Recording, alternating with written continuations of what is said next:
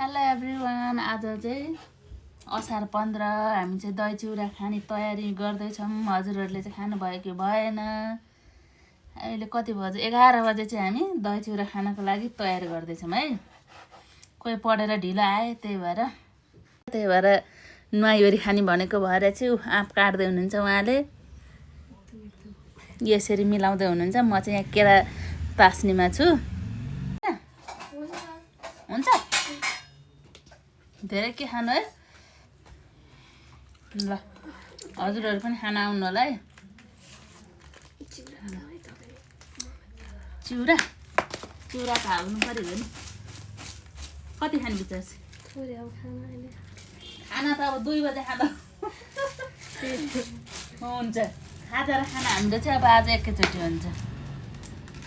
ल चम्ची ल्याऊ, अब खानुपर्छ। ल त्यति चाहिँ भागसँग खान राख्नु उहाँ माथि। ल यति चाहिँ हाम्रो रेडी भइसक्यो होइन? खै चमन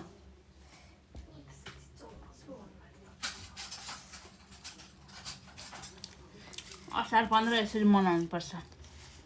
तिमी खाँदैनौ चम्ची चाहिने? ल आऊ बस।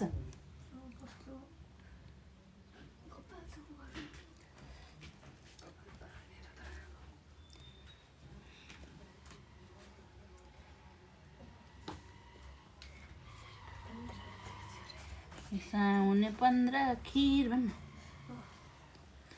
खिर भने त्यस्तै उस्तै हो। दही चिउरा चाहिँ खानुपर्छ यसरी।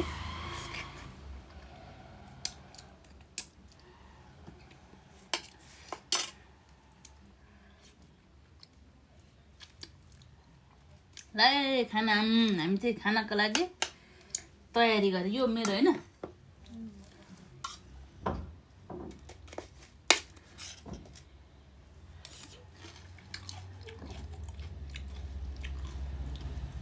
मिठो दही चिउरा खान पाए त मिठो भइहाल्छ। आँप हालेर झन् त्योभन्दा के चाहियो?